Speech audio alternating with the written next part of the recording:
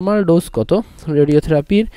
Normal ডোজটা হচ্ছে আপনার 60 grey or 60 গে এভাবে আমরা বলি। হ্যাঁ, তো 60 গে মানে কত? 60 গ্রে মানে হচ্ছে আপনার 6000 সেন্টিগ্রে। ওকে, 6000 সেন্টিগ্রে এভাবে আমরা বলি।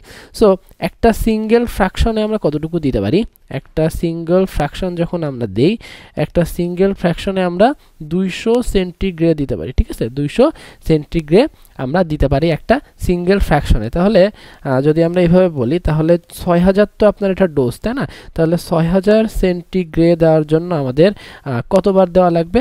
6000 সেন্টিগ্রেড দেওয়ার জন্য তাহলে 6000কে যদি আমরা 200 দিয়ে করি, তাহলে হচ্ছে আপনার 30 টাইমস, হ্যাঁ 30 টাইমস আর 30 বার দেওয়া লাগবে। ঠিক আছে, 30 টাইমস আর 30 বার দেওয়া লাগবে। তাহলে এভাবে যদি আমরা বলি যে এক সপ্তাহে আমরা কত দিতে পারি, ইন 1 উইক আমরা দিতে পারি কত? এই 1 উইক আমরা 5 ফ্র্যাকশন দিতে পারি। ঠিক আছে, 5 ফ্র্যাকশন ক্যান গিভ, অর 5 বার আমরা দিতে পারি এক সপ্তাহে। ঠিক আছে, তাহলে 6 সপ্তাহে আমরা কতবার দিতে পারবো? 6 সপ্তাহে আমরা 30 বার দিতে পারবো। দ্যাট মিনস হচ্ছে একটা নর্মাল রেডিওথেরাপির ডোজ কমপ্লিট করতে আমাদের সময় লাগে কত? আমাদের সময় লাগে হচ্ছে 6 সপ্তাহ। আশা করা যায় বুঝতে পারছেন। ওকে, ঠিক আছে। সো মনে করেন যে আপনার হাতে তাড়া আছে। ঠিক আছে, আপনার হাতে তাড়া আছে। সো এই জন্য আপনাকে কি করতে হবে? এই জন্য আপনাকে ডোজটা কমাইতে হবে। ঠিক আছে, কিংবা হচ্ছে আপনার দ্রুত টাইমের মধ্যে দিয়ে দিতে হবে। তো সেই ক্ষেত্রে যেটা আমরা করি সেটা হচ্ছে হাইপোফ্র্যাকশনেশন। হ্যাঁ, হাইপোফ্র্যাকশনেটেড। ঠিক আছে, হাইপোফ্র্যাকশনেটেড রেডিওথেরাপি। হাইপো মানে কি? হাইপো মানে হচ্ছে তো আমাদের কম, রাইট? আর ফ্র্যাকশন মানে কি? কতবারে দিতে পারি। সো ফ্র্যাকশনটা কমাতে হবে। সো এটার জন্য আমরা কি করি? এটার জন্য যেটা আমরা করি সেটা হচ্ছে give more dose at a time. যেটা 200 দেওয়ার কথা তার থেকে বেশি দেই। ঠিক আছে, give more dose at a time. ঠিক আছে, অ্যাট এ টাইম। সো আমাদের যদি টাইম স্বল্পতা থাকে সেক্ষেত্রে আমরা হাইপো ফ্র্যাকশনেটেড করতে পারি। ওকে, ঠিক আছে। এখন আসেন, মনে করেন যে আপনার টাইম বাড়ানোর দরকার। তো সেই ক্ষেত্রে আমরা কি করি? সেই ক্ষেত্রে আমরা হাইপার ফ্র্যাকশনেটেড করি। ঠিক আছে, সো হাইপার ফ্র্যাকশনেটেড মানে কি?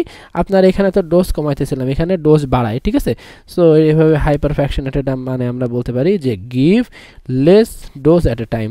Give less dose at a time. So আমরা হচ্ছে আইডিয়াল হচ্ছে এরকম যে সপ্তাহে আপনার 5 বার করে দিতে পারি। টোটাল হচ্ছে 30 বার দিতে হয় এবং 6 সপ্তাহ লাগে। সো এটাকে আমরা কম কিংবা বাড়াইলে হাইপোফ্র্যাকশনেটেড কিংবা হাইপার ফ্র্যাকশনেটেড হইতে পারে। ঠিক আছে, আর একটা টার্ম আছে সেটা হচ্ছে অ্যাক্সেলারেটেড হাইপোফ্র্যাকশনেটেড। সেটা কি? সেটা হচ্ছে অ্যাক্সেলারেটেড হাইপোফ্র্যাকশনেটেড। ঠিক আছে, মানে টাইম যদি আরও বেশি কম থাকে সেক্ষেত্রে আমরা কি করি? অ্যাক্সেলারেটেড হাইপোফ্র্যাকশনেটেড করে থাকি। হ্যাঁ, অ্যাক্সেলারেটেড হাইপোফ্র্যাকশনেটেড করে থাকি। সো এই সময় কি দেই? এই সময় আমরা দিনে 2 বার করে দেই। হ্যাঁ, 2 টাইমস এ ডে। সো আশা করা যায় রেডিওথেরাপির ডোজটা সম্পর্কে আপনারা বুঝতে পারছেন, আশা করা যায়। ওকে,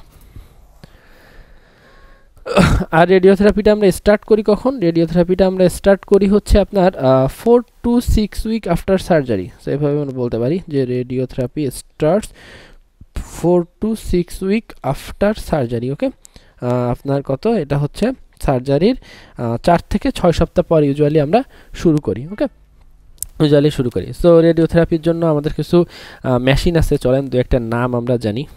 এগুলো জানা জরুরি না, সো জাস্ট একটু জেনে রাখেন, আসবে না কখনো পরীক্ষায় কিংবা কোথাও। তারপরেও যেহেতু আমরা একটু বেটার জানার জন্য কোর্সে ভর্তি হয়েছি, সো আমরা জানবো। চলেন, সো কিছু মেশিন আছে এখানে। একটা হচ্ছে কোবাল্ট 60। তারপরে একটা আছে হচ্ছে আপনার এসআরএস। ঠিক আছে, এসআরএস এর ফুল মিনিংটা হচ্ছে আপনার লিখে দেই, চলেন। এসআরএস এর ফুল মিনিংটা হচ্ছে আপনার স্টেরিওল্যাকটিক। হ্যাঁ, এখানে হচ্ছে স্টেরিওল্যাকটিক রেডিও সার্জারি, স্টেরিওল্যাকটিক রেডিও সার্জারি। আর এসআরএস এটা মানে এখন খুব বেশি ইউজ হয়। ঠিক আছে, এখন খুব বেশি ইউজ হয়। আরও কিছু আছে, সেটা হচ্ছে আপনার আইএমআরটি, কিংবা হচ্ছে আপনার আইজিআরটি। তারপরে হচ্ছে গামা নাইফ আমরা ইউজ করি। হ্যাঁ, আমরা হচ্ছে গামা নাইফ সার্জারি ইউজ